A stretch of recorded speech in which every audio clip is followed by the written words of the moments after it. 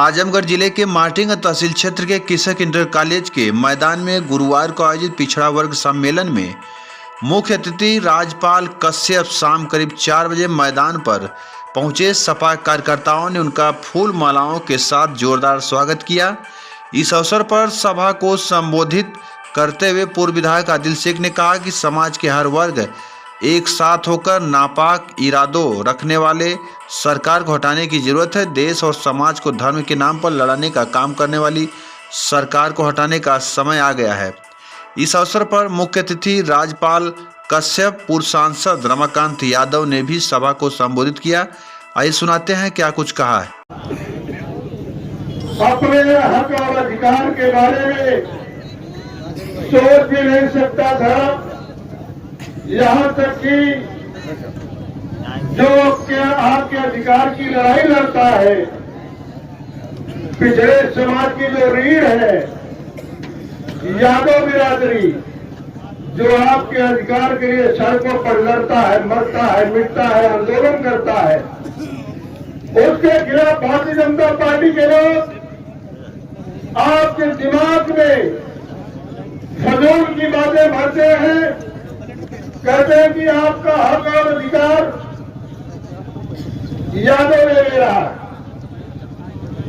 लेकिन आज जब 69,000 शिक्षकों की भर्ती होती है, ये भारतीय जनता पार्टी के लोग पूरे के पूरे पिछड़े समाज की नौकरियों को बेईमानी करके अपने लोगों को देने का काम किया इन लोगों ने।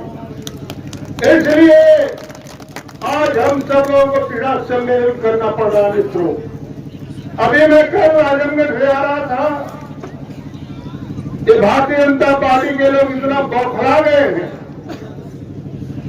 इनकी एक यात्रा चल रही है, जन विश्वास यात्रा।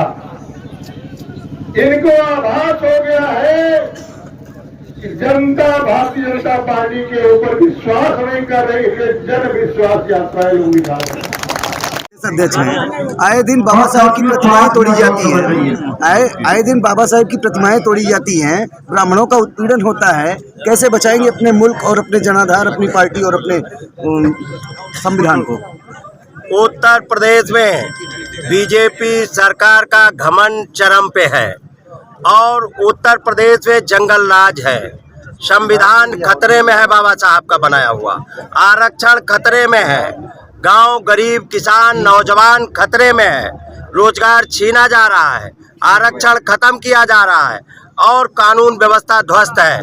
महंगाई चरम सीमा पे है, बेरोजगारी चरम सीमा पे है और बीजेपी में बैठे सरकार के गुंडे मंत्री किसानों को कुचलने का काम कर रहे हैं और आज तक भी बीजेपी सरकार ने उनको बर्खास्त करने का काम नहीं किया है। अब जनता 2022 में उत्तर प्रदेश की बीजेपी को बर्खास्त करने का काम करेगी और माननीय अखिलेश यादव जी को पूर्ण और प्रचंड बहुमत के साथ में उत्तर प्रदेश का मुख्यमंत्री बनाएगी। जिस मंत्री को आप गुंडा कर रहे हैं सर, वही मंत्री पत्रकारों पर हमलावर होकर उनकी पिटाई कर रहा है, लेकिन समाजवादी पार्टी उसका बहिष्कार तक सदन में नहीं किया सर।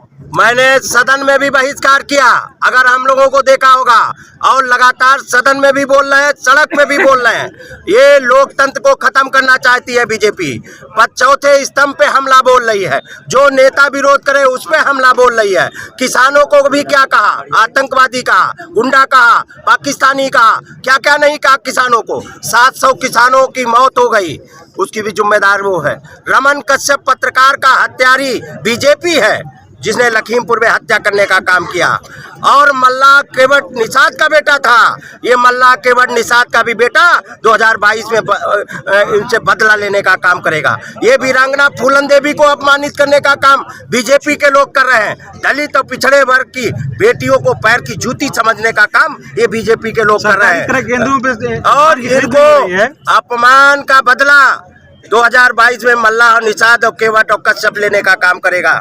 सरकारी क्रय केंद्रों पे धान की खरीद नहीं हो रही, किसान टालियां लेके खड़ा है, उस पे पार्टी का क्या निर्देश होगा? समाजवादी पार्टी सदैव उठाती रही है, लेकिन बीजेपी सरकार वहाँ झूठों की सरकार है, जो झूठे आंकड़े पेश करने का काम करती है। कह रहे किसान की आय दुगनी कर देंगे, किसान की आय आधी कर दी है। लोग खाद के लिए लाइन में लगे थे, उसके बाद में बेचने के लिए लाइन में लगे हैं। बताओ 1000-1200 रुपए को बेचने को मजबूर हो रहा किसान।